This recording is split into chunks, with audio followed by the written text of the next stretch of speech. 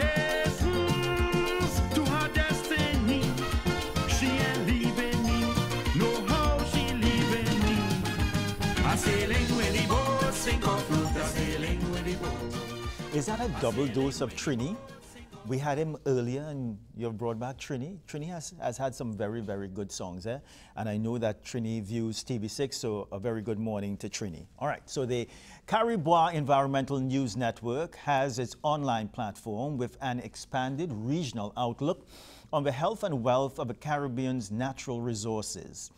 January 2023 marks the relaunch of Cari-Bois, now a Caribbean-wide network of environmental content creators dedicated equally to educating the population.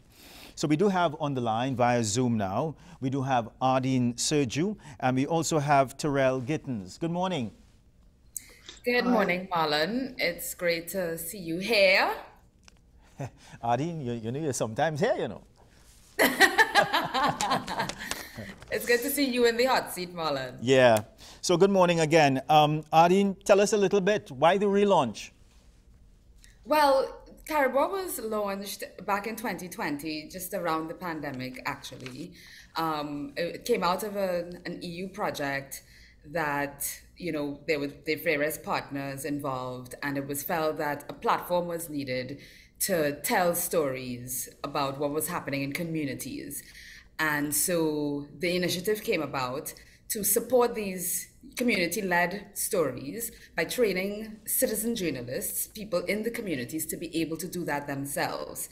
And so through that grant, the platform was created. While it is led by the Cropper Foundation in many ways, it really has been a sort of grassroots platform, you know, oriented around those kinds of stories. And so 2 years in, or 2.5 years in, realizing the success of that and the appetite for those stories as well here locally, you know, and through the efforts of the Caribbean Natural Capital Hub, which is supported by the Answer Merchant Bank and Answer Bank, there was the space and the resources to support the expansion of the platform to include the rest of the region, to tell more of those stories. Again, emphasizing the community aspect of it, but also sort of bringing new content creators on board, young people with the vibrant energy, with the passion, with the know-how as well, with the understanding of what is taking place in their countries, within their communities, to be able to enlighten a larger population.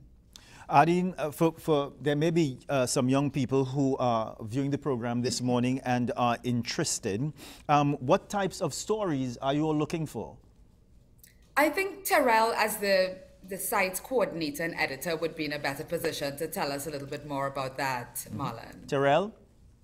Hi, so thanks a lot for having us here this morning. So what we want to achieve is to empower, as Ardene would have said, citizen journalists, not just in Trinidad and Tobago, but around the Caribbean, to tell stories about the natural environment, because every day we rely on the natural environment, and in many ways the natural environment relies on us. So we want to be able to empower communities to share their lived experiences. It's all well and fine that we have the established media and scientists telling stories about how environmental degradation and so forth is affecting our daily lives and how our actions are, you know, affecting the environment as well. But we want to empower community to tell lived experiences from that perspective, because it is important. People living on the front line of different issues like climate change and, you know, different unsustainable extractive industries are sometimes the best people to tell stories about those issues. Yeah, and Tyrell and Ardene, I think that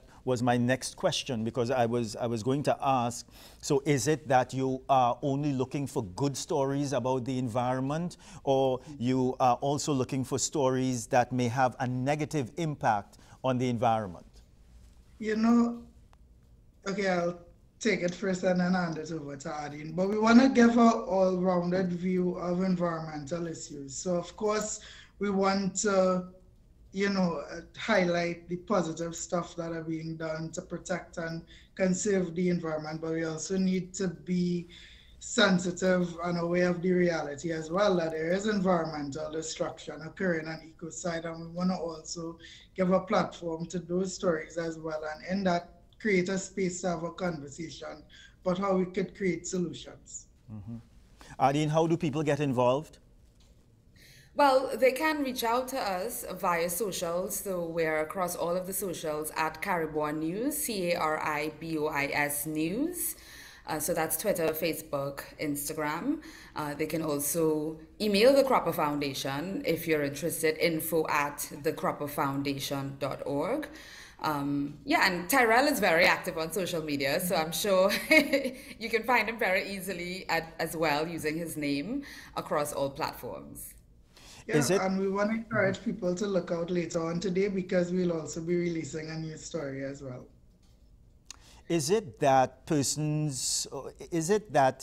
it's a program that is run for a certain period, or is it that persons can make submissions throughout the year? Yeah, so there is a coordinated side of it. So for instance, Tyrell is responsible for that Caribbean-wide outreach where we get the content creators to write the stories that are relevant and resonant to them. And then there is a side of it where we have journalists or people in communities who have stories to tell. You know, you asked a question earlier about good and bad.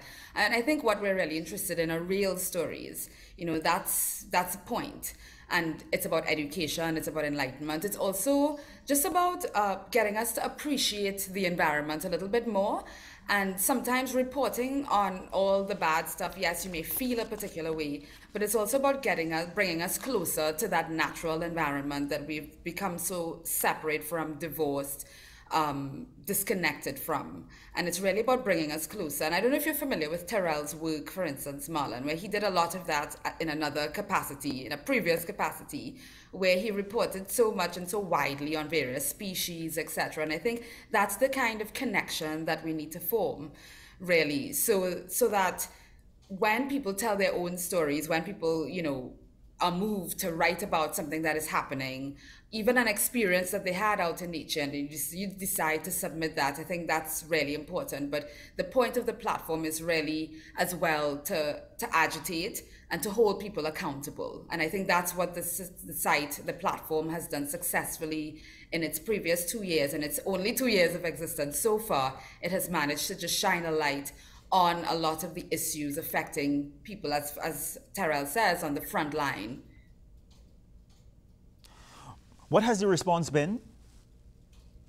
So we have had a positive response from, I could say, a variety of stakeholders, not just environmentalists, but we have seen a lot of people in the general public just, you know, reaching out and saying they have this idea or this story idea. We have done some work in local communities here in Trinidad and Tobago and Lope, you know, where we have had people doing community reporting, and that's what we also want to have occurring throughout the Caribbean. So the feedback has been great, not just from the environmental field, but the wider public. And as Ardene said, in a previous part of my career, I've done a lot of environmental stories and so forth, and I would have learned that there is an appetite in Trinidad and Tobago and around the Caribbean to learn about the natural environment, because we have so much here in Trinidad and Tobago and around the Caribbean just to learn about, be it, you know, very unique species or different environmental issues. So yeah, there's an appetite here in the Caribbean for environmental content, and Cari-Bois wants to help feed that appetite.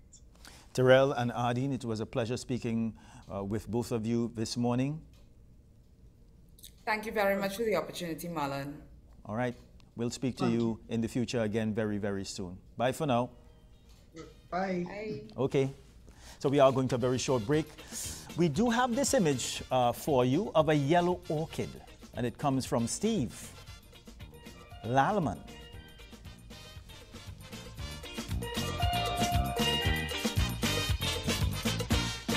Somewhere up in Laventille, many years ago,